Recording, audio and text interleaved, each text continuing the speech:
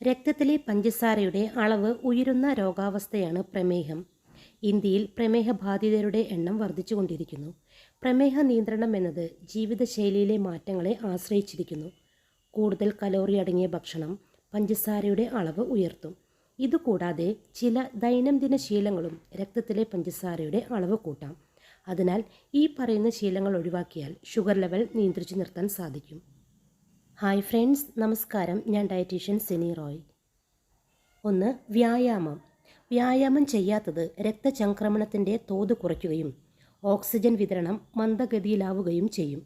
ദിവസവും കൃത്യമായി വ്യായാമം ചെയ്യുന്നത് ഗ്ലൂക്കോസിൻ്റെ അളവ് കുറയ്ക്കാൻ സഹായിക്കും. പ്രമേഹമുള്ളവരിൽ 5-6 വർഷങ്ങൾ കഴിയുമ്പോൾ ആന്തരികാവയവങ്ങൾ തകരാറിലാകുന്നതിന് പുറമെ പേശീനഷ്ടവും ബലക്ഷയവും അസാധാരണമായ ഭാരം കുറയലും കണ്ടു തുടങ്ങാറുണ്ട്. കൂടാതെ സന്ധികളിൽ രക്തസഞ്ചാരം കുറഞ്ഞ് കലശലായ എല്ല് തേയ്മാനവും വേദനയും ഉണ്ടാവും. എന്നാൽ ഇതൊക്കെയും വ്യായാമത്തിലൂടെ ഒരു പരിധിവരെ നമുക്ക് മാറ്റിയെടുക്കാൻ സാധിക്കും. കൂടാതെ ഇൻസുലിൻ്റെ സഹായമില്ലാതെ തന്നെ രക്തത്തിലെ ഗ്ലൂക്കോസ് കോശങ്ങൾ ഉപയോഗിക്കാനുള്ള കഴിവ് വ്യായാമത്തിലൂടെ ലഭിക്കാനിടയാകും. കൂടാതെ വ്യായാമം ചെയ്യുന്നതിലൂടെ പാൻക്രിയാസിലെ ബീറ്റാ കോശങ്ങളെ ഉത്തേജിപ്പിച്ച് റെസിസ്റ്റൻസ് കുറഞ്ഞ ഇൻസുലിൻ ഉൽപ്പാദിപ്പിക്കുന്നു. ഇതിൻ്റെ ഫലമായി രക്തത്തിലെ പഞ്ചസാരയും കുറയ്ക്കുന്നു. അതിനാൽ ഷുഗർ ഉള്ളവർ ഷുഗർ നിയന്ത്രണത്തിനായി വ്യായാമം ചെയ്യേണ്ടത് വളരെ അത്യാവശ്യമാണ്. 2. സംസ്കരിച്ച ഭക്ഷണം കഴിക്കുന്നത് പ്രമേഹ സാധ്യത കൂട്ടാം.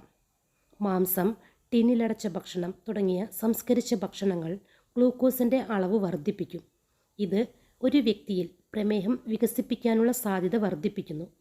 പ്രമേഹമുള്ളവർ പ്രതിദിനം സോഡിയം കഴിക്കുന്നത് 2300 മില്ലിഗ്രാമായി പരിമിതപ്പെടുത്തണമെന്ന് അമേരിക്കൻ ഡയബറ്റീസ് അസോസിയേഷൻ ശുപാർശ ചെയ്യുന്നു. വർദ്ധിച്ച സോഡിയത്തിൻ്റെ അളവ് ഉയർന്ന രക്തചംക്രമണത്തിലേക്ക് നയിക്കുന്നു. ഇത് ഹൃദയത്തിലും രക്തക്കുഴലുകളിലും അധിക സമ്മർദ്ദം ചെലുത്തുന്നു. പ്രമേഹമുള്ളവർക്ക് ഇത് പ്രത്യേകിച്ച് അപകടകരമാണ്. കാരണം അവർക്ക് ഇതിനകം തന്നെ ഹൃദയ സംബന്ധമായ അസുഖങ്ങൾക്കുള്ള സാധ്യത കൂടുതലാണ്. ടൈപ്പ് 2 പ്രമേഹം ഒഴിവാക്കാനും മറ്റു അപകട സാധ്യതകൾ ഒഴിവാക്കാനുമൊക്കെ ഉപ്പ് കൂടുതലുള്ള ഭക്ഷണങ്ങളും പ്രിസർവ് ചെയ്ത ഭക്ഷണങ്ങളുമൊക്കെ ഒഴിവാക്കുക. 3. സ്ട്രെസ് അഥവാ സമ്മർദ്ദം. സമ്മർദ്ദത്തിൻ്റെ അളവ് ക്രമാതീതമായി വർദ്ധിക്കുന്നത് പ്രമേഹ സാധ്യത കൂട്ടുന്നു. പ്രമേഹവും സ്ട്രെസ്സും തമ്മിലുള്ള ബന്ധം പലപ്പോഴും പ്രമേഹമുള്ളവർ സ്ട്രെസ് കുറയ്ക്കാൻ പറയാറുണ്ട്, അല്ലേ? ഇതിൻ്റെ കാരണം അനിയന്ത്രിതമായ സമ്മർദ്ദം നിങ്ങളുടെ മൊത്തത്തിലുള്ള ആരോഗ്യത്തെ പ്രതികൂലമായി ബാധിക്കുന്നു. ഇത് ശരീരഭാരം, ഉറക്കം എന്നിവയെ മറ്റും ബാധിക്കും. കൂടാതെ സമ്മർദ്ദം രക്തത്തിലെ പഞ്ചസാരയുടെ അളവിനെ ബാധിക്കും.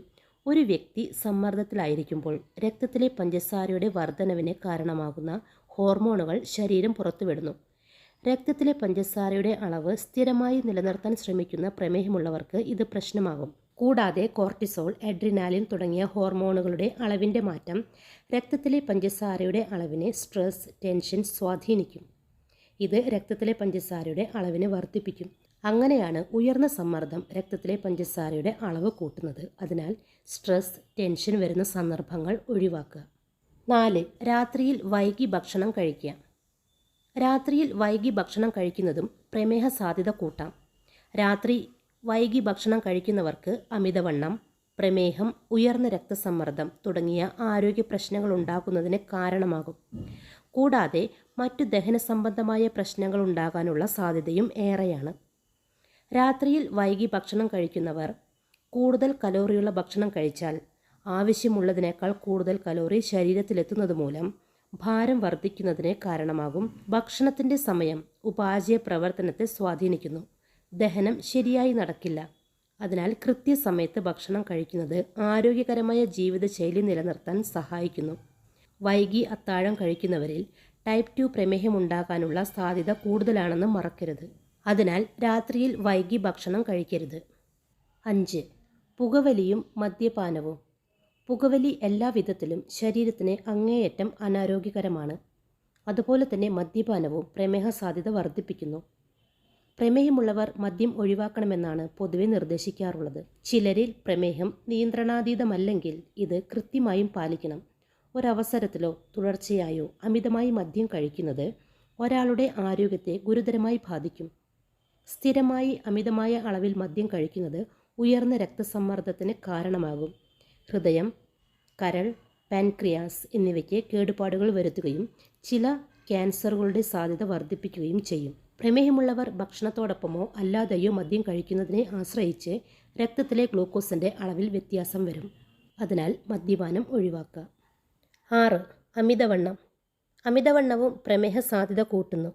ശരീരത്തിലെ അമിതമായ അളവിൽ കൊഴുപ്പ് അടിഞ്ഞുകൂടുന്നത് ടൈപ്പ് 2 പ്രമേഹത്തിന് കാരണമാകും. ബോഡി മാസ് ഇൻഡെക്സ് വർദ്ധിക്കുന്നതിനനുസരിച്ച് ടൈപ്പ് 2 പ്രമേഹത്തിനുള്ള സാധ്യതയും വർദ്ധിക്കുന്നു. കൃത്യമായ വ്യായാമത്തിലൂടെ മാത്രമേ അമിതവണ്ണത്തെ നിയന്ത്രിക്കാൻ കഴിയൂ. കലോറി കുറഞ്ഞതും പോഷകഗുണം കൂടുതലുമുള്ള പച്ചക്കറികൾ, സലാഡുകൾ, ഫ്രൂട്ട്സ് എന്നിവ ശീലമാക്കുക. അരി, ഗോതമ്പ്, കാർബോഹൈഡ്രേറ്റുകൾ എന്നിവ കുറയ്ക്കാൻ ശ്രദ്ധിക്കണം. ഇങ്ങനെ കഴിച്ചാൽ അമിതവണ്ണവും പ്രമേഹവും കുറയ്ക്കാം. അപ്പോൾ പ്രമേഹമുള്ളവർ ഷുഗർ കുറയ്ക്കാനായി എന്നും വ്യായാമം ചെയ്യണം. പുകവലിയും മദ്യപാനവും കുറയ്ക്കാം. അമിതവണ്ണമുണ്ടെങ്കിൽ അതും കുറയ്ക്കണം. സ്ട്രെസ്സ് വരുന്ന സന്ദർഭങ്ങൾ ഒഴിവാക്കുക. അങ്ങനെ ഈ പറഞ്ഞ കാര്യങ്ങളൊക്കെ ശ്രദ്ധിക്കേണ്ടതുണ്ട്.